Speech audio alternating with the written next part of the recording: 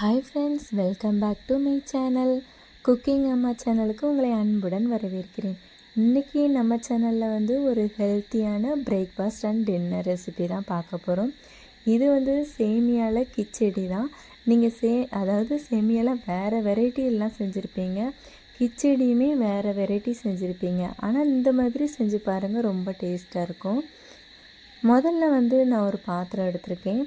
இதில் 1 table spoon போல் oil சேர்த்துக்கோங்க. நான் குட்டி டேபிள் ஸ்பூனாக இருக்கிறதுனால 2 டேபிள் ஸ்பூன் சேர்த்துருக்கேன். கணக்கு பார்த்திங்கன்னா 1 டேபிள் ஸ்பூன். இப்போ நீங்கள் வறுத்த ரவையாக இருந்தால் ஓகே, வறுக்காத ரவையாக இருந்தால் ஒருக்கா கூட வறுத்துக்கோங்க. அப்போ தான் நம்மளுக்கு அந்த கிச்சடி இன்னும் சூப்பராக இருக்கும், டேஸ்ட்டும் தூக்கி கொடுக்கும்.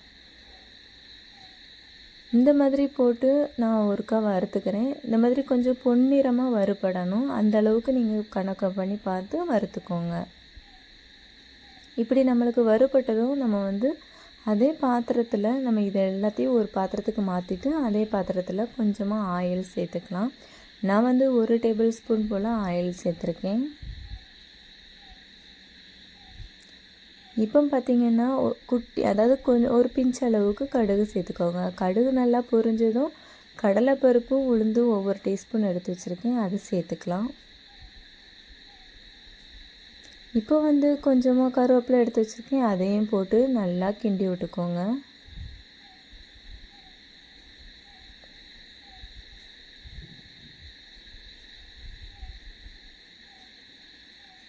இப்போ ஒரு மீடியம் சைஸ் வெங்காயத்தை குட்டி குட்டியாக வெட்டி வச்சுருக்கேன், அதையும் சேர்த்துக்கோங்க.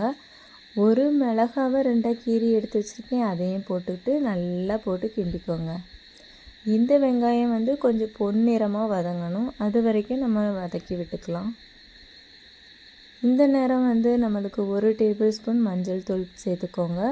உங்களுக்கு மஞ்சள் தூள் உங்கள் விருப்பம்தான். உங்களுக்கு ஒயிட் கலரில் இருக்கணும்னு நினச்சிங்கன்னா மஞ்சள் தூள் தேவையில்லை, ஸ்கிப் பண்ணிக்கோங்க.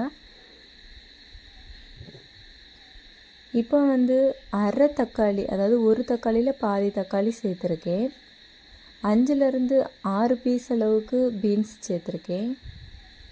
இது ஒரு கேரட்டை எடுத்து குட்டி குட்டியாக நறுக்கி வச்சுருக்கேன், இதையும் சேர்த்துக்கோங்க.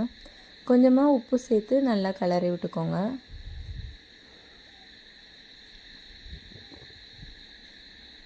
இந்த மாதிரி கிளறினதுக்கப்புறம் நம்மளுக்கு கொஞ்சம் குக் ஆகட்டு, அது வரைக்கும் கொஞ்சம் கிண்டிக்கலாம். இப்போ நம்மளுக்கு ஓரளவுக்கு குக் ஆகிட்டு, இந்த நேரம் நம்ம தண்ணி சேர்த்துக்கலாம். அதாவது ஒரு கப்பு நீங்கள் சேமியா எடுத்திங்கன்னா 2 கப்பு சேர்க்கணும்.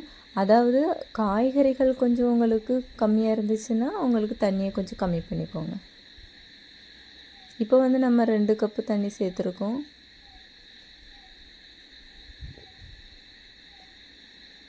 இப்போ இந்த மாதிரி நல்லா கொதித்து வரணும். கொதித்து வந்ததுக்கப்புறமா நம்ம வறுத்து வச்சுருந்த சேமியா எல்லாத்தையும் உள்ளே சேர்த்துக்கலாம்.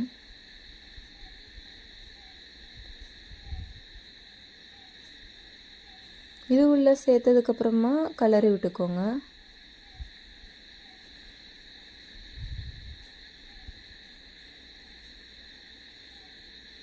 இப்போ கொஞ்சம் நல்லா குக் ஆகணும், சேமியா நல்லா வெந்து வரணும். இந்த ரெசிபி உங்களுக்கு அப்படி மேகி டேஸ்ட்லேயே இருக்கும். மேகியில் மசாலாலாம் போட்டு செய்வாங்க. இது மசாலா எந்த ஒரு இதுவுமே வச்சு சாப்பிடண்டா, வெறுமனே சாப்பிட்டாலும் அவ்வளோ ஒரு டேஸ்ட்டாக இருக்கும். இந்த பார்த்திங்கன்னா தெரியும், கொஞ்சம் தண்ணி இருக்குது, அந்த தண்ணியுமே வத்துற வரைக்கும் கொஞ்சம் கிண்டி விட்டுக்கோங்க. இதில் சேமியாவோட காய்கறிகள் அதிகமாக இருக்கும், அதனால் உடம்புக்கு ஹெல்த்தி. மறக்காமல் வீட்டில் குட்டீஸ்க்கெலாம் செஞ்சு கொடுங்க. இதுக்கு தேங்காய் சட்னி ரொம்ப டேஸ்ட்டாக இருக்கும். தேங்காய் சட்னிக்கு தாளிசத்தை பண்ணி ஊற்றிடலாம். இப்போ நம்மளுக்கு ரெண்டுமே சூப்பராக ரெடி ஆகிட்டு, இப்படி சாப்பிட்டு பாருங்கள், ரொம்ப அருமையாக இருக்கும். இந்த வீடியோ உங்களுக்கு பிடிச்சிருந்துச்சுன்னா மறக்காமல் நம்ம சேனலை சப்ஸ்கிரைப் பண்ணுங்கள். இந்த மாதிரி ஹெல்த்தியான உணவுகளை உங்கள் வீட்டில் உள்ளவங்களுக்கு சமைச்சு கொடுத்து வீட்டில் உள்ளவங்களும் ஆரோக்கியமாக வச்சுக்கோங்க. நம்ம வீடியோ உங்களுக்கு பிடிச்சிச்சின்னா மறக்காமல் லைக் பண்ணுங்கள், ஷேர் பண்ணுங்கள், கமெண்ட் பண்ணுங்கள். எப்படி இருக்குதுன்னு செஞ்சு பார்த்துட்டு எனக்கு மறக்காமல் கமெண்ட் பண்ணுங்கள். தேங்க்யூ.